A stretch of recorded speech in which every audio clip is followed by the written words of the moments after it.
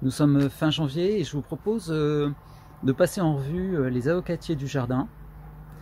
On va voir un petit peu ce qui se passe parce que même en hiver, les avocatiers ne sont pas tout à fait au repos, vous allez voir.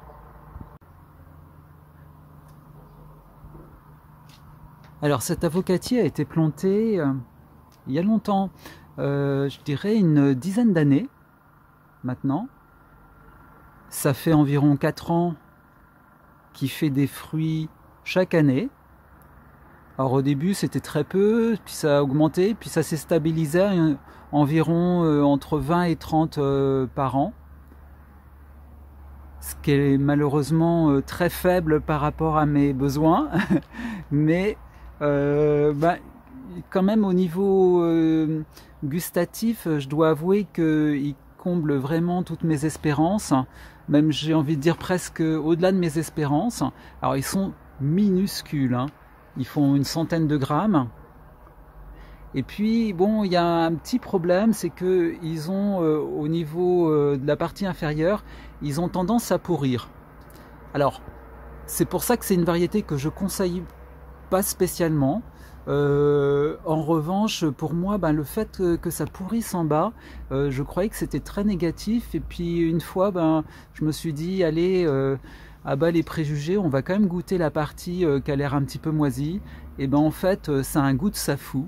Et entre la partie qui est très bonne, hein, qui est à la fois beurrée et salée au-dessus, et puis la partie un petit peu moisie, ça fait un ensemble très très très bon. Alors je sais qu'il y en a qui vont faire la grimace en, en imaginant qu'on puisse apprécier la partie qui est un petit peu moisie.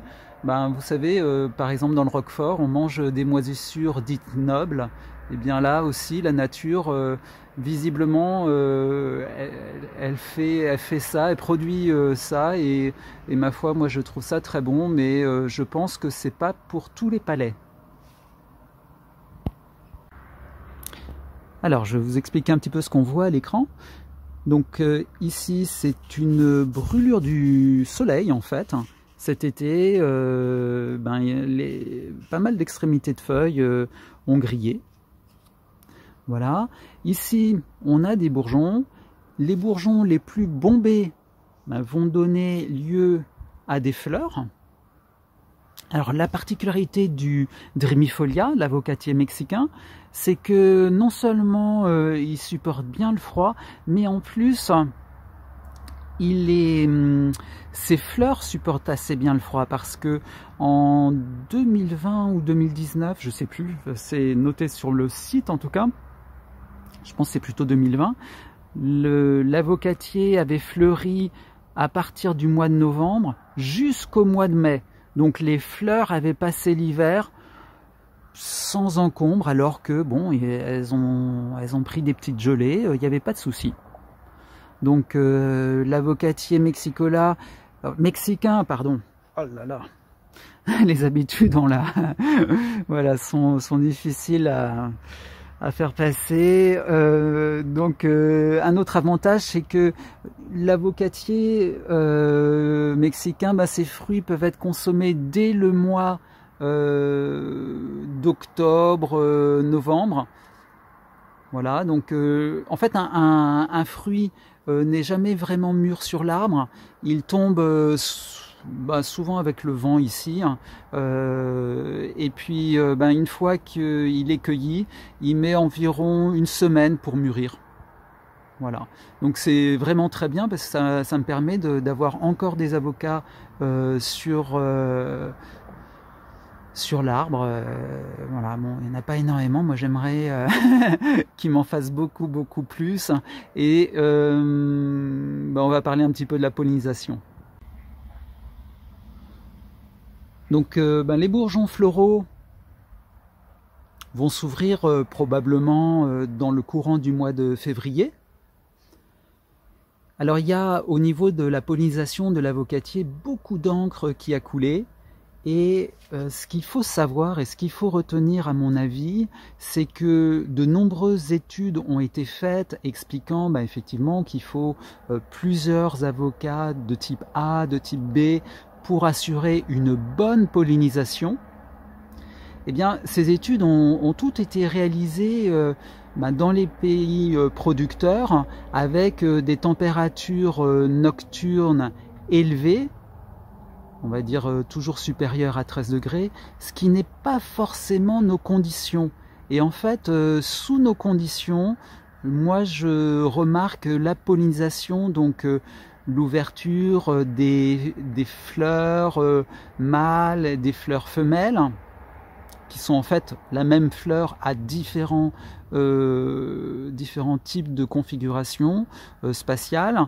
Donc en fait, si vous voulez, ces différents états de la fleur se chevauchent lorsque les températures sont fraîches et sont beaucoup plus distinctes lorsque les températures sont élevées.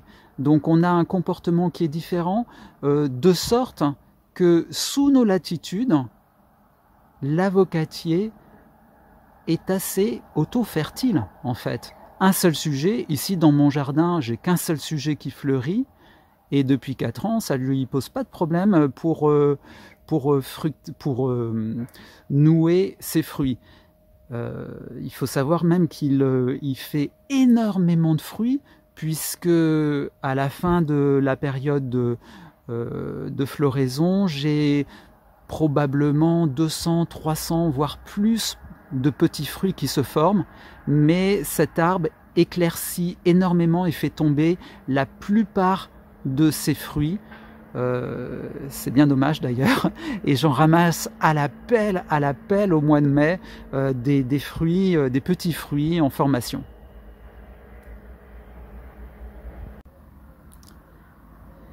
Alors cet avocatier qui a 10 ans mesure pratiquement 4 mètres de haut. C'est pas un arbre très poussant, hein. Chez moi, j'ai un sol très superficiel et il n'a pas des bonnes conditions, parce que un avocatier, normalement, fait plutôt des pousses d'au moins 1 mètre par an. Là, c'est pas du tout le cas. Bon, maintenant, vu la proximité avec l'habitation, je préfère qu'il reste assez petit.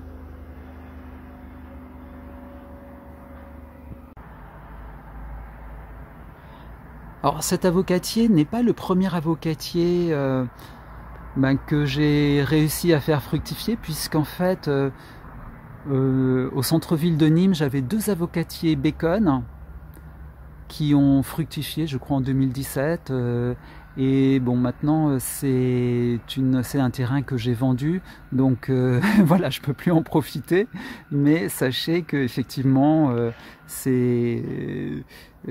bon, c'était dans une zone plus abritée, et donc Bacon c'était plus indiqué, on va dire, pour avoir une bonne récolte et une assez bonne rusticité également. Alors entre le casimirois qui est à droite ici et le mur, il y a cet avocatier qui est un avocatier de semis. C'est pas moi qui l'ai semé, donc je sais pas la variété. En revanche, vous voyez, il fait des feuilles très grandes, bien vertes. Je sais pas du tout quelle est cette variété. Il est protégé par le sapotier. Voilà, donc il est pas près de... Alors ça, c'est un très gros problème des avocatiers obtenus par semis, c'est que vous avez peut-être une période très longue avant d'avoir les premiers fruits. Dans le meilleur des cas, c'est au bout de 2-3 ans, mais ça, c'est vraiment des records comme l'avocatier de la Monadière. Et puis, généralement, c'est plutôt à partir de 7 ans. Et dans le pire des cas, même au bout de 20-30 ans, il n'y a toujours pas de fruits. Et d'ailleurs, souvent, il n'y a pas de fruits et pas de fleurs, hein.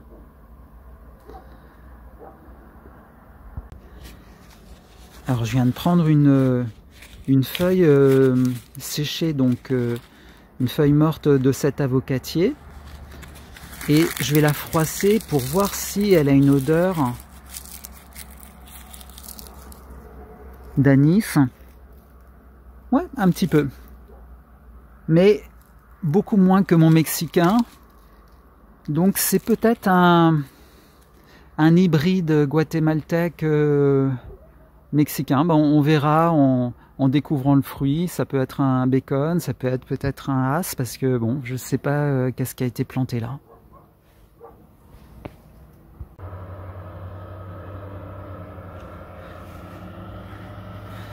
Alors là, voici un autre avocatier qui a fait,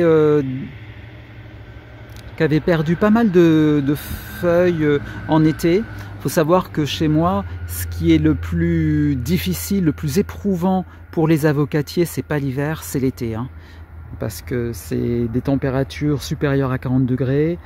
Pas l'ombre, pas d'ombre, mais également pas l'ombre de pluie et beaucoup de vent. Donc c'est vraiment un cocktail très pénible, très desséchant pour les plantes. Donc là, il a fait des nouvelles feuilles tendres à l'automne et elles ont l'air de bien vouloir passer l'hiver jusqu'à maintenant. Voilà, et ça c'est encore un type mexicain. Oh là là, oui, ça sent l'anis. Donc des avocatiers mexicains, j'en ai planté pas mal. Encore un autre, encore un autre. Par contre, vous voyez, ils sont de petite taille. Ils ont, je crois, 2 ans. Ça pousse très lentement chez moi parce que il n'y a pas de sol. Là, je vais mettre en incrustation une photo qui montre que lorsque les racines, surtout la racine pivot de l'avocatier, touche le fond d'un pot, elle est bloquée, et puis il y a des racines qui partent à 90 degrés, voire encore plus, hein, pour contourner le problème. Voilà, donc chez moi, elle tombe très vite sur des cailloux. Il y a environ, ça dépend des endroits, mais il y a entre 20 et 30 cm de terre chez moi.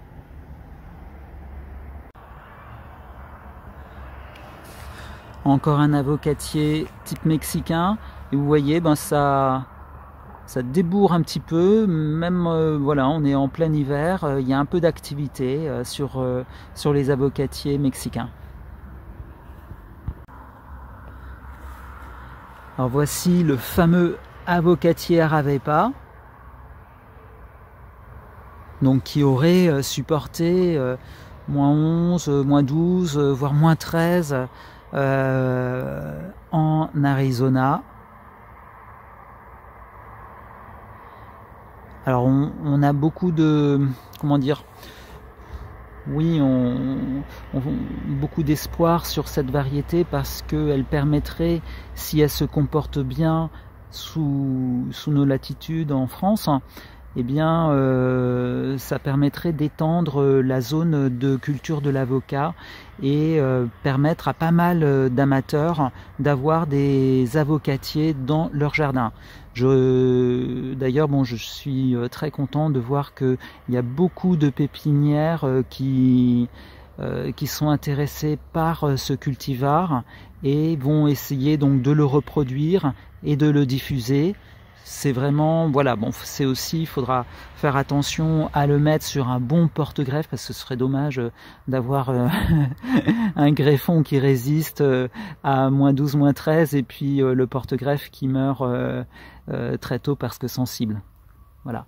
Donc on aperçoit également des petits bourgeons, et les petits bourgeons, ils sont un petit peu, comment dire, bombés. Et j'ai l'impression pour moi qu'il s'agit de bourgeons à fleurs.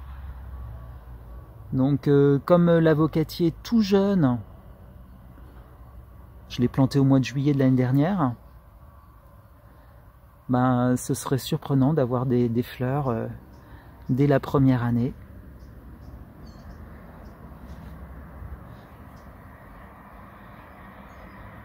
On va suivre ça.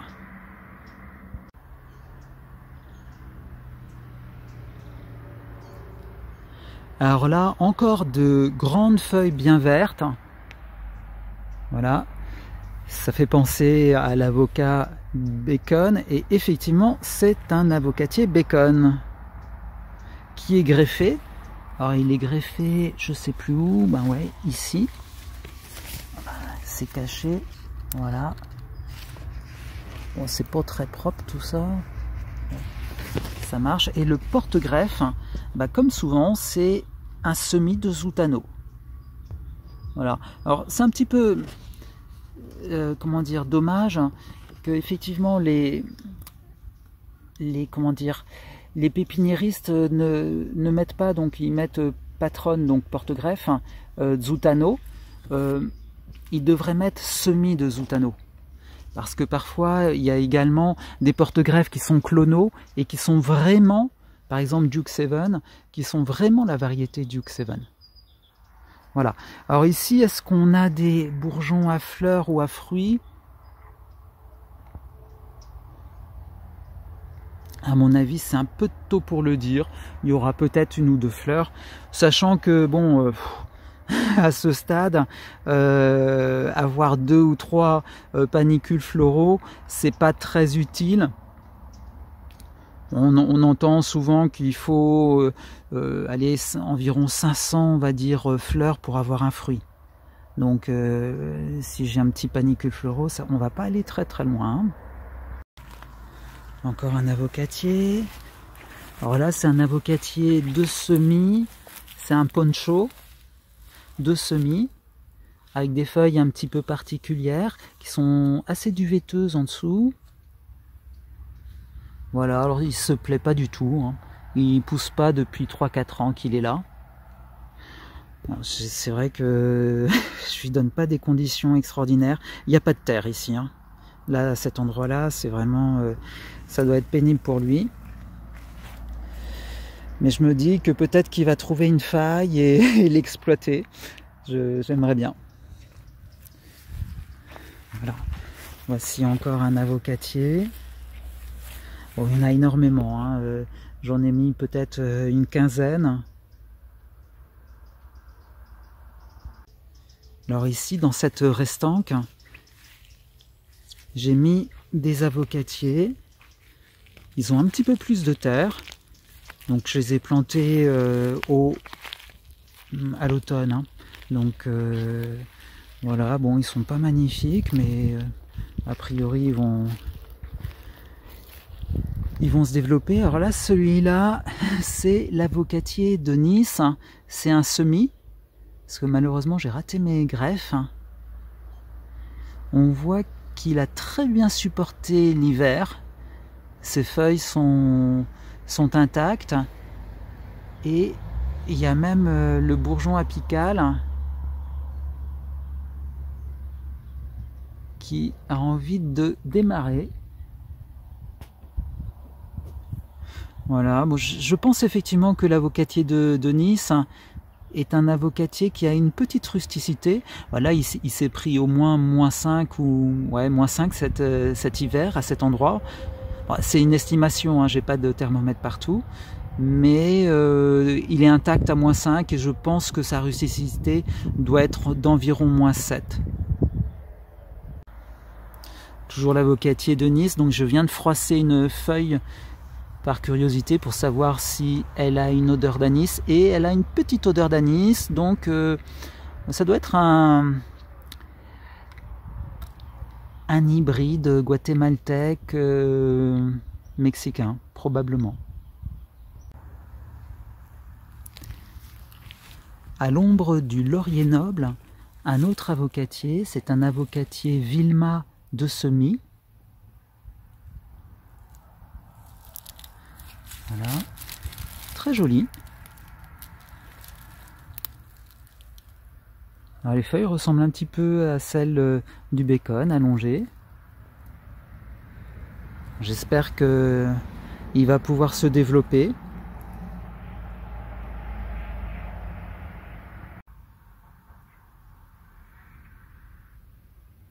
Alors cet arbre m'a été vendu comme un Mexicola grande.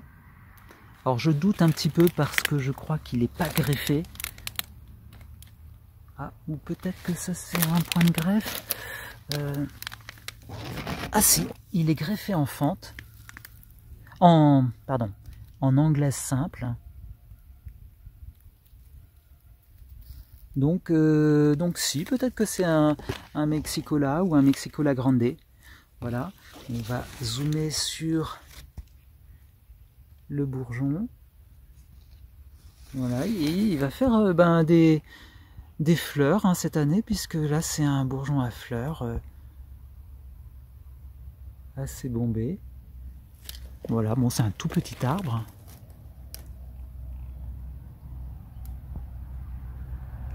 Et j'espère que il va pouvoir se développer. Donc voilà pour les avocatiers du Mazet. Je vous propose de passer au bureau pour voir la suite de la collection. L'avocatier a souvent mauvaise presse parce que c'est un gros consommateur d'eau, dit-on. Eh bien, je voudrais relativiser quand même cette, cette étiquette qu'on lui colle. Parce que cet avocatier-là, il n'est pas sur mon chemin lorsque j'arrose avec mes petits arrosoirs en été. Et donc, il reçoit pratiquement pas d'eau d'arrosage. Et malgré tout, c'est un des avocatiers qui s'en sort le mieux. Alors, il est à l'ombre des pins. Et puis à l'ombre de cette haie de laurier thym.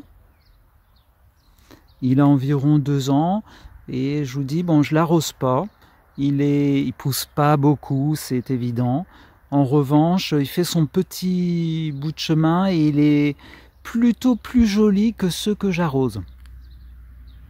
Voilà, alors moi je pense que la nature est quand même pas si mal faite. On a l'impression qu'aujourd'hui un arbre ne peut pas pousser s'il n'a pas du goutte à goutte, ce qui est complètement, il faut revenir un petit peu sur terre quand même.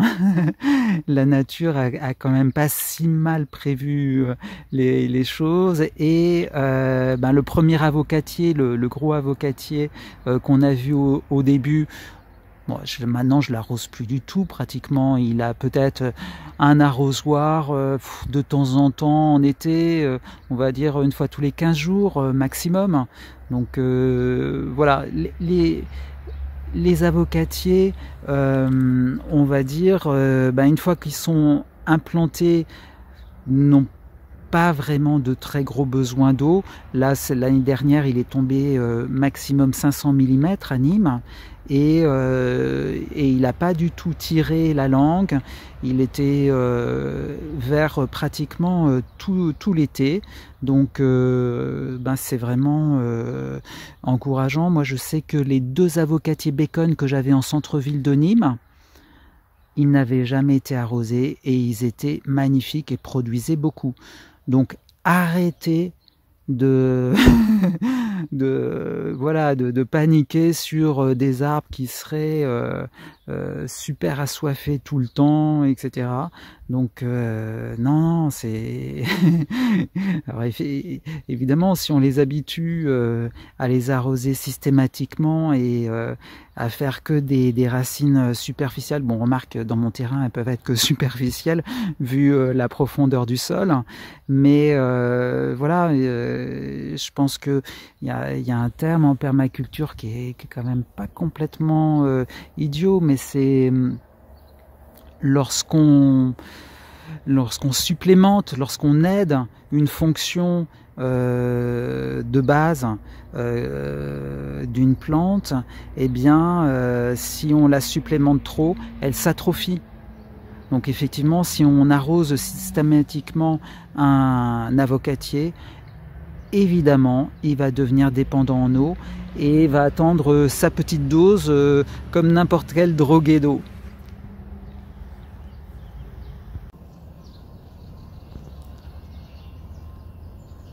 Alors voici un avocatier As.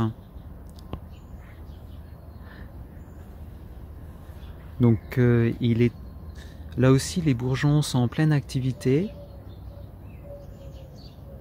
Avec les températures assez douces qu'on a eues il commence à grossir. Et l'année dernière, j'ai eu une floraison très intense, beaucoup de fruits en formation et aucun n'a tenu.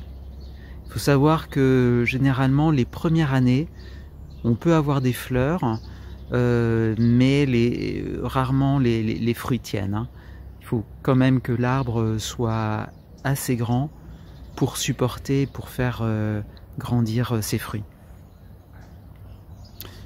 Voilà, donc c'est un avocatier qui est donné à environ -4, -5. Bon, je l'ai planté parce qu'on me l'a offert. Et c'est vrai que spontanément, j'aurais peut-être pas choisi cette variété. Mais je pense que l'avocatier As, une fois qu'il est bien implanté, il peut être abîmé certaines années s'il fait -6, -7, mais ça va être des dégâts sur des branches plus ou moins grosses, mais l'arbre ne sera pas mort, je pense. Bon, à vérifier, hein.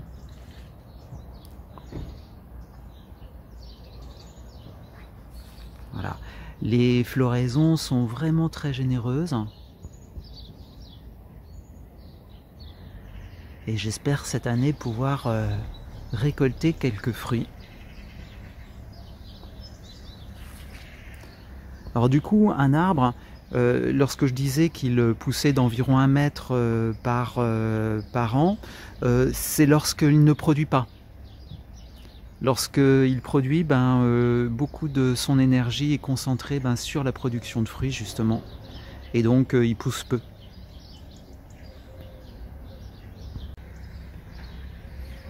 Alors là, un avocatier, donc c'est un semis de Ettinger d'Espagne. Voilà, bon, il pousse pas beaucoup, il a été un petit peu abîmé par le soleil. Alors l'avocat Ettinger, c'est un avocat qui est en fait qui provient c'est une mutation d'un avocatier fuerte, et on donne une rusticité de l'ordre de -6. Bon, c'est un avocatier que j'aime bien, je trouve qu'il ressemble pas mal au bacon et il est plutôt supérieur au niveau de la saveur. Alors ici, un autre semis de l'avocatier de Nice, qui lui, bizarrement, a un petit peu été brûlé au niveau de ses jeunes feuilles, de ses jeunes pousses. Voilà. Alors peut-être qu'au niveau des semis, comme c'est un semis, celui-là est peut-être un peu moins rustique, hein, c'est possible. Alors un semis de l'avocatier d'Alexandre, qui a bien du mal chez moi. Il souffre beaucoup, il pousse pas. Donc bon, là encore, bon, comme c'est du semis, il n'est pas obligatoirement fidèle au champion, parce que je rappelle un petit peu, Alexandre a récolté des fruits au bout de 2-3 ans sur un avocat de semis, donc ce qui est vraiment exceptionnel. Et puis l'avocatier, il faisait 4 mètres de haut au bout de 2-3 ans, quoi. C'était spectaculaire. Là, je l'ai planté il y a un peu moins d'1 an. Alors sur cet avocatier bacon, on voit des bourgeons en formation. Bon, il est... Ouais, il pousse pas beaucoup celui-là. Un avocatier Walter Hall, c'est un pur mexicain. Alors chez moi il souffre. En revanche chez Régis, qui est dans la région d'Alès, eh bien son même avocatier Walter Hall a déjà fructifié et se porte bien mieux que le mien. Un semis de mexicain. Alors voici un avocatier donc Ettinger, Et le porte-greffe, c'est du Duke 7. Donc on va voir ça. Voilà. Ettinger sur Duke 7. Et ça vient de la pépinière Broco en Espagne. C'est vraiment la référence en termes d'avocatier, puisque entre leurs différents centres, puisqu'ils sont implantés historiquement en Californie, en Afrique du Sud et en Espagne, je crois qu'ils font pratiquement 1 million de plans par an d'avocats. Un avocatier de Nice, là encore, il a un petit peu souffert au niveau des jeunes pousses. Bon, les jeunes pousses, c'est toujours un peu fragile. Hein. Un avocatier bacon. Donc on reconnaît bien ces feuilles. Hein. Grandes feuilles, hein, vertes. Voilà, celui-là, il a été planté en juillet 2023. Un peu moins d'1 an donc. Alors là, c'est un avocatier que je protège hein, parce que il est un petit peu fragile. C'est un Carmen Haas, toujours de Broco. Alors Carmen Haas, qu'est-ce que c'est? C'est un avocatier donc proche du Haas classique. Je crois qu'il fait un fruit plus tardif. Et puis bon, moi j'avais déjà eu du Lamb Haas. Que j'avais perdu en février 2018 avec les grandes gelées. Donc là du coup je l'ai un petit peu abrité pour son premier hiver.